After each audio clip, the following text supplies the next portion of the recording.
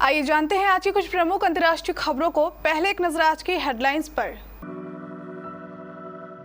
मुफ्त राशन की कीमत पर मिली पेट्रोल डीजल पर राहत। बिहार में एक और जहरीली शराब कांड। समस्तीपुर में बीएसएफ और आर्मी जवान समेत 4 की मौत से मचा हड़कंप। केमिकल फैक्ट्री में गंदे पानी के टैंक की सफाई करने उतरे 5 मजदूरों की मौत। गुजरात के गांधीनगर में हुआ हादसा। महाराष्ट्र के अस्पताल में आग। अहमदनगर जिला अस्पताल के आईसीयू में आग। 11 की मौत। काम नहीं आए आग बुझाने के उपकरण। सीएम योगी का बड़ा बयान। कहा पार्टी जहां से कहेगी वहां से लड़ूंगा चुनाव। शीतकाल के लिए बंद हुए गंगोत्री मंदिर के कपाट। शुरू हुई 4 धाम यात्रा के समापन की प्रक्रिया। दिल्ली वालों को मुफ्त राशन का तोहफा देकर केजरीवाल की पीएम मोदी से गुहार। महंगाई बहुत है, 6 महीने और बढ़ाई जाए फ्री राशन स्कीम। चीन ने अरुणाचल प्रदेश के पास विवादित क्षेत्र में बसाया गांव। अमेरिकी रिपोर्ट में सामने आई ड्रैगन की काली करतूत। केएल राहुल ने आथिया सेट्टी संग रिश्ते पर लगाई मुहर। जन्मदिन की बधाई देते हुए कह दी दिल की बात। विराट कोहली ने स्कॉटलैंड को दिया सरप्राइज। टीम के साथ ड्रेसिंग रूम में पहुंचे। दिवाली से ठीक एक दिन पहले केंद्र सरकार ने पेट्रोल और डीजल पर उत्पाद शुल्क में कटौती की। इस कटौती के बाद देश के अधिकतर राज्यों में पेट्रोल और डीजल की कीमतों पर थोड़ी राहत जरूर मिली है। अब सरकार की ओर से स्पष्ट किया गया है कि 30 नवंबर के बाद प्रधानमंत्री गरीब कल्याण अन्न योजना के तहत मुफ्त राशन वितरण को आगे बढ़ाने का प्रस्ताव नहीं है। मतलब ये हुआ कि दिसंबर से लोगों को मुफ्त राशन नहीं मिलेगा।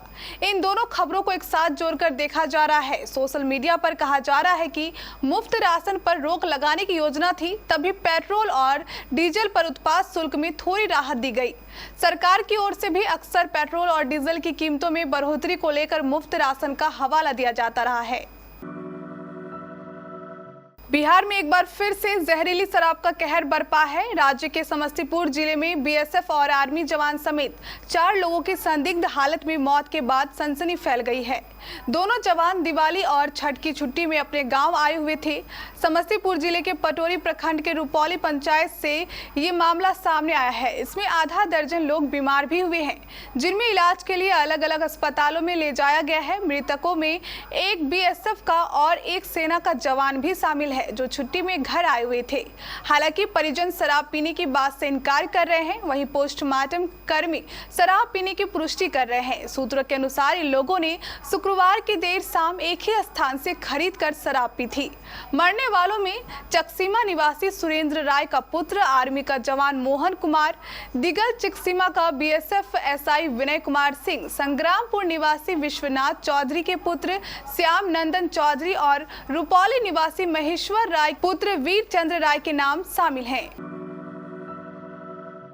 गुजरात के गांधीनगर में एक केमिकल फैक्ट्री के गंदे पानी के टैंक की सफाई के दौरान 5 मजदूरों की मौत हो गई है। यह घटना कलोल इलाके के खटराज गांव में हुई। ऐसा बताया जा रहा है कि मजदूरों के पास पर्याप्त सुरक्षा उपकरण नहीं थे। क्षेत्रीय दमकल अधिकारी महेश मोट ने बताया कि एक मजदूर ईटीपी प्लांट के हौज की सफाई के लिए नीचे उतरा था।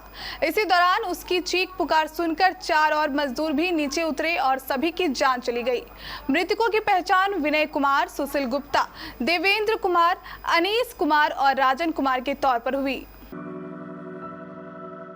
महाराष्ट्र में अहमदनगर के डिस्ट्रिक्ट हॉस्पिटल में शनिवार सुबह भीषण आग लग गई। अस्पताल के आईसीयू में लगी आग से 11 लोगों की जान चली गई है। दमकल की कई गाड़ियों ने मिलकर आग बुझाई। इधर अस्पताल में एडमिट मरीजों को दूसरी जगह शिफ्ट करना पड़ा। इस दौरान अस्पताल में रखे आग बुझाने के उपकरण आग बुझाने में नाकाम रहे, जिससे आग बढ़ गई। आग शनिवार सुबह 11:30 बजे के आसपास लगी। जिस दौरान यह आग लगी उस समय आईसीयू वार्ड में 20 लोग मौजूद थे। आईसीयू में कई मरीज ऐसे भी थे जो वेंटिलेटर पर थे। हॉस्पिटल के वार्ड बॉय, नर्स और डॉक्टर्स ने सभी मरीजों को सेफ वार्ड में शिफ्ट किया। जिस वार्ड में आग लगी वह अस्पताल के बिल्कुल बीच में है। उत्तर प्रदेश विधानसभा चुनाव 2022 में मुख्यमंत्री योगी आदित्यनाथ कौन सी सीट से चुनाव लड़ेंगे उसका खुलासा करते हुए उन्होंने कहा कि पार्टी जहां कहेगी वहां से विधानसभा चुनाव लड़ेंगे। उन्होंने कहा है कि इसके लिए पार्टी का संसदीय बोर्ड है, किसे कहां से चुनाव लड़ना है इसका निर्णय उसी बोर्ड में ही होता है। सीएम योगी आदित्यनाथ ने शुक्रवार को गोरखनाथ मंदिर में कहा है कि उनकी पार्टी की सरकार आने के बाद 4.5 साल में प्रदेश में कई सकारात्मक बदलाव आए हैं। मुख्यमंत्री योगी आदित्यनाथ ने अपने कार्यकाल को लेकर कहा है कि भाजपा ने विधानसभा चुनाव 2017 में जो वादे किए थे इन 4.5 साल में हर क्षेत्र में इसे पूरा करके दिखाया है। पूर्व की सपा सरकार पर निशाना साधते हुए कहा कि सत्ता में आने के बाद सबसे बदतर स्थिति कानून व्यवस्था की थी, लेकिन आज उत्तर प्रदेश की कानून व्यवस्था पूरे देश के लिए एक नजीर है। अपनी सरकार की पीठ थपथपाते हुए उन्होंने आगे कहा है कि उनके 4.5 साल के कार्यकाल में अभी तक एक भी दंगा नहीं हुआ है। दिवाली समेत हर त्योहार शांतिपूर्वक संपन्न हुए हैं। उत्तराखंड के उच्च गढ़वाल हिमालयी क्षेत्र में स्थित विश्व प्रसिद्ध गंगोत्री धाम के कपाट अन्नकूट के पावन पर्व पर शुक्रवार को श्रद्धालुओं के लिए बंद कर दिए गए।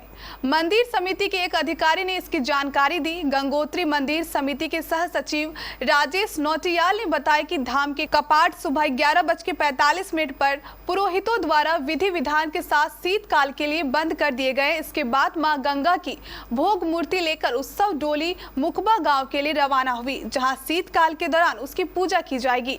इस साल भी कोविड के कारण देर से शुरू हुई यात्रा में 30,000 से ज्यादा श्रद्धालु गंगा दर्शन के लिए पहुंचे। उत्तरकाशी के जिलाधिकारी मयूर दीक्षित ने बताया कि 18 सितंबर से अब तक 32,948 से अधिक तीर्थयात्रियों ने गंगोत्री पहुंचकर मां गंगा के दर्शन किए।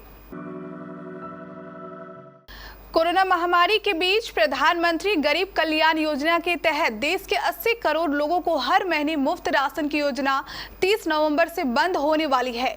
इस बीच दिल्ली सरकार ने अपनी मुफ्त राशन योजना को 6 महीने के लिए बढ़ाने का ऐलान किया है। इसके अलावा मुख्यमंत्री अरविंद केजरीवाल ने बढ़ती महंगाई का हवाला देते हुए प्रधानमंत्री नरेंद्र मोदी से गरीबों को मुफ्त राशन देने की इस योजना को 6 महीने के लिए बढ़ाने की अपील की है।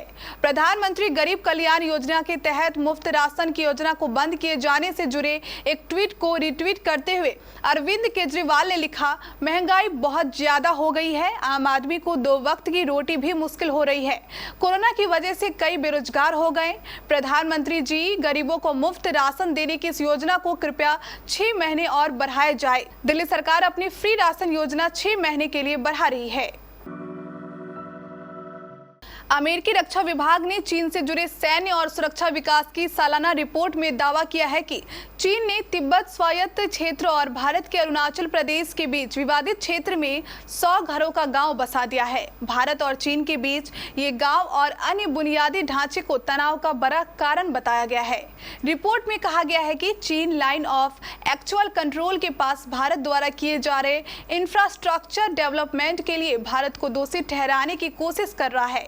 ये भी कहा गया है कि चीन का कहना है कि भारत के उकसावे के बाद ही चीन ने सेना की अतिरिक्त टुकड़ी की तैनाती की है और जब तक भारत पुरानी स्थिति पर नहीं जाता हम सेना की टुकड़ी को वापस नहीं ले सकते। बॉलीवुड अभिनेत्री आथिया शेट्टी भले ही कुछ समय से फिल्मों में नहीं नजर आ रही है, लेकिन सोशल मीडिया पर काफी सक्रिय रहती है। वह अक्सर अपनी खूबसूरत तस्वीरें साझा करती है जो फैंस को काफी पसंद आती है। सोशल मीडिया पर उनकी फैन फॉलोइंग काफी ज्यादा है।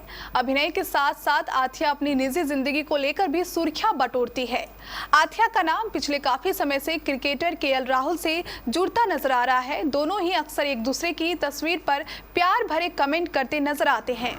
हालांकि दोनों ने खुले तौर पर अपने रिश्ते को नहीं स्वीकारा था, लेकिन आथिया के जन्मदिन के मौके पर केएल राहुल ने एक ऐसा पोस्ट साझा किया जिससे साफ हो गया कि उन्होंने पूरी दुनिया को अपने रिश्ते के बारे में बता दिया है। 5 नवंबर को आथिया ने अपना जन्मदिन मनाया। इस मौके पर उन्हें इंडस्ट्री के तमाम लोगों की तरफ से बधाई मिली। हालांकि जिस पोस्ट ने सबका ध्यान खींच लिया वह केएल राहुल की तरफ से किया गया था। केएल राहुल ने ट्विटर पर अपनी और आथिया की मस्ती भरी एक तस्वीर साझा की और इसके साथ ही उन्होंने कैप्शन में लिखा, जन्मदिन की बहुत बधाई मेरी आथिया। भारत ने आईसीसी टी20 विश्व कप मैच में स्कॉटलैंड पर एक तरफा मुकाबले में जीत दर्ज की। दुबई अंतर्राष्ट्रीय क्रिकेट स्टेडियम में खेले गए मैच में टीम इंडिया ने स्कॉटलैंड को 8 विकेट से शिकस्त दी।